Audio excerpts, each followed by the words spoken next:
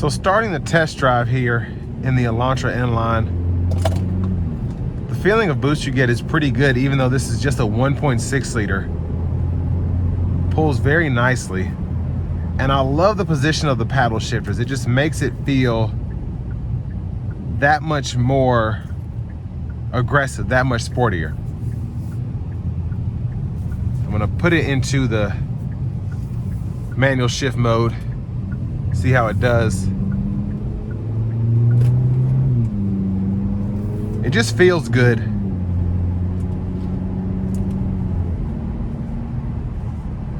Now it's not super quick, but it is quick.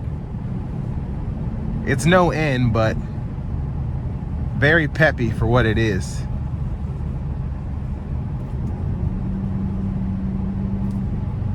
And it's just fun to have it in the sport mode and be able to just downshift and kind of give it a pull like that.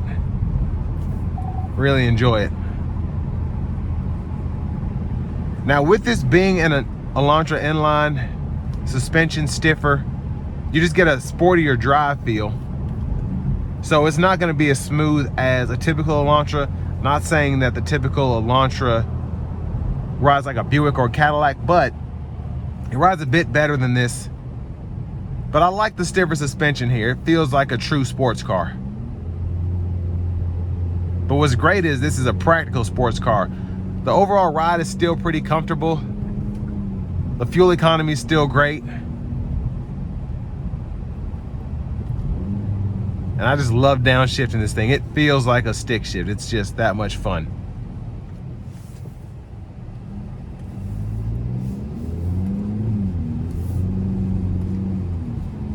And again, this 1.6 liter, it doesn't even feel like that small of an engine.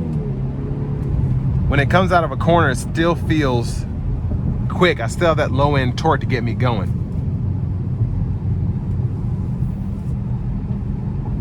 Have a little space here, so I'm gonna downshift. Here we go.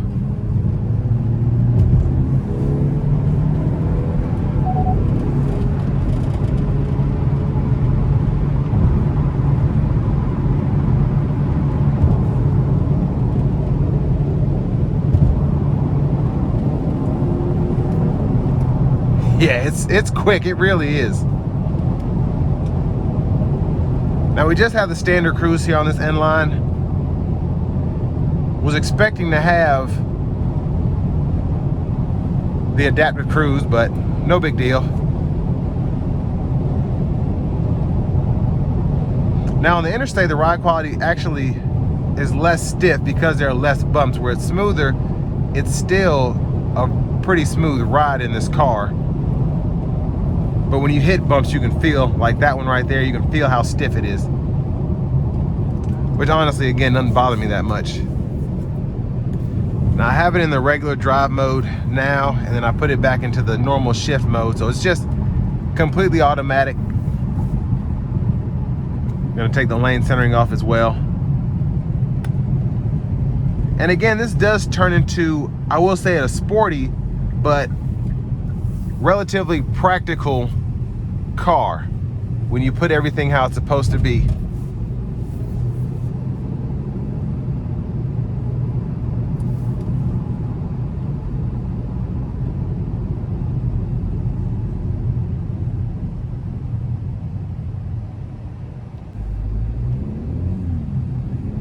Now I want to give one more big thanks to Hyundai of Cool Springs for allowing me to review this Elantra inline today. I'll leave a link below in the description. If you're looking to find something closer to home, click on that second link down below. It takes just a minute to fill out your information, and I'll make sure the local dealers are fighting to get you the best price on whatever new vehicle you might be interested in. But final thoughts on the Elantra inline here. It's kind of in a realm of its own.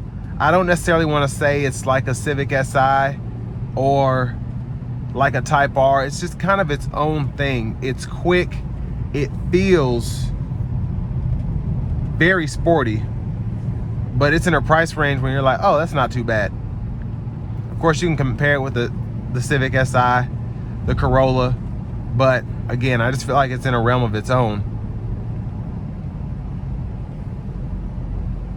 But for under 35 grand, it's a pretty nice car. It's pretty quick, it's pretty fun, and you get that Hyundai warranty that you just can't beat for the powertrain. Gonna give it one more good pull here in normal mode.